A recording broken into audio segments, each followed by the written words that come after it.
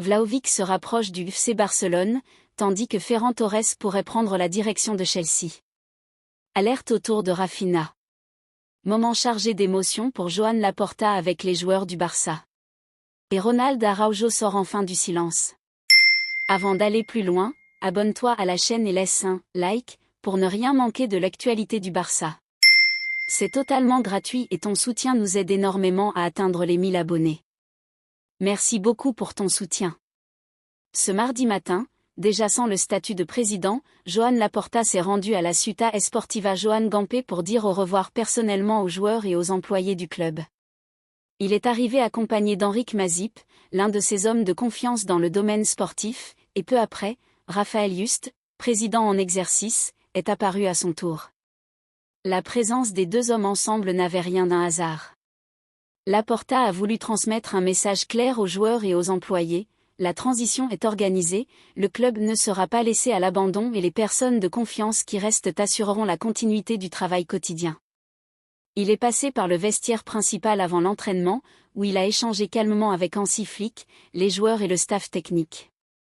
Ensuite, il a salué pratiquement tous les secteurs du club, le football féminin, le basket, le handball, le futsal. Seule l'équipe de hockey sur patin était absente à ce moment-là. Laporta a toujours été un président très présent à la Ciutat Esportiva. On le voyait souvent aussi bien dans les bons que dans les mauvais moments, montrant qu'il suivait l'équipe de très près. Lors d'un discours émouvant, visiblement touché, il a prononcé des mots qui résument bien ses 5 années à la tête du Barça. C'était un immense privilège d'être votre président pendant ces 5 années, et surtout ces 2 dernières. Nous avons accompli de très belles choses grâce à vous. Merci beaucoup. Visca el Barça. Les applaudissements ont immédiatement retenti. Désormais, Joan Laporta entre officiellement dans la phase de précandidature. Il doit réunir les signatures nécessaires pour pouvoir se présenter. S'il y parvient, et tout indique que ce sera le cas, il disputera les élections avec l'objectif de diriger le club à partir du 30 juin. Fait marquant, l'entraîneur Hansi Flick a publiquement affiché son soutien au projet de continuité de Laporta, avec déco à la direction sportive. Dans un club qui a connu tant d'instabilité ces dernières années, cette prise de position de l'entraîneur allemand est lourde de sens. Elle montre que l'équipe apprécie la dynamique actuelle, tant sur le plan des résultats que de l'organisation, et souhaite la préserver.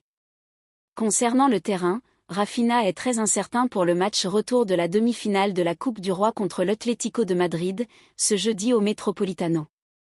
La situation est inquiétante. Le Brésilien ne s'est toujours pas entraîné avec le groupe et reste un sérieux doute. Pour Hansi Flick, c'est un véritable coup dur. Raphinha n'est pas un joueur ordinaire.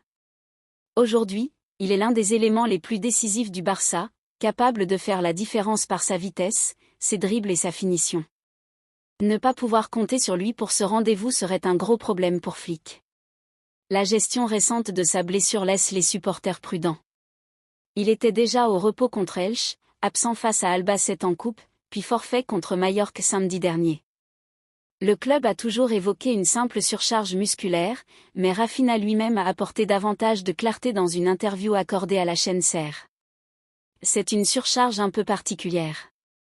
Elle est légère, mais elle m'empêche de courir, de changer de direction et de passer avec qualité. Tout ce qui fait mon jeu.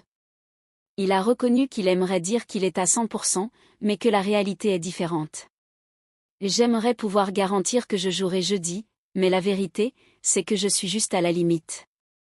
Je m'améliore jour après jour. Il y a encore une possibilité, oui, mais on connaît ce type de blessure. Parfois, ça se règle vite, parfois ça dure plus longtemps que prévu. Raphinha veut jouer et se bat pour être prêt, mais pourra-t-il tenir le rythme d'un match à élimination directe face à l'Atlético? Pour l'instant, une bonne nouvelle tout de même, Frenkie de Jong s'entraîne à nouveau normalement et devrait être titulaire. Il avait ressenti une gêne au pubis avant le match contre Majorque et était sorti par précaution, mais il est désormais rétabli et devrait apporter plus de stabilité au milieu de terrain. Le Barça entre dans une période décisive, entre la demi-finale de Coupe du Roi et les matchs clés en Liga et en Ligue des Champions, sans savoir s'il pourra compter sur l'un de ses principaux moteurs offensifs. Lors d'un match à élimination directe à domicile face à l'Atlético, l'absence de Raphinha se ferait lourdement sentir. Il ne reste plus qu'à espérer un petit miracle pour qu'il soit disponible jeudi, ou au moins une amélioration significative dans les prochains jours. Enfin, Ronald Araujo vient de vivre un moment charnière dans sa carrière. Après plus de 2 mois loin du 11 de départ, il est revenu, a marqué un but et livré une prestation solide, tout en portant le brassard de capitaine. Ce n'était pas simplement un bon match contre Albacete, c'était un message clair. Dusan Vlahovic se rapproche de plus en plus du FC Barcelone. L'attaquant serbe est devenu l'une des priorités offensives du club pour la saison prochaine. Dans le même temps, l'avenir de Ferran Torres s'écrit peut-être loin du Barça. Chelsea est très attentif à sa situation et une offre pouvant atteindre 80 millions d'euros est sur la table. Ce dossier pourrait être directement lié. La vente de Ferran Torres permettrait au Barça de libérer des ressources financières et de faciliter l'arrivée de Vlahovic. Rien n'est encore officiel, mais les discussions avancent bien et ce scénario prend de plus en plus de poids en interne. Un mouvement majeur pourrait se concrétiser dans les prochaines semaines.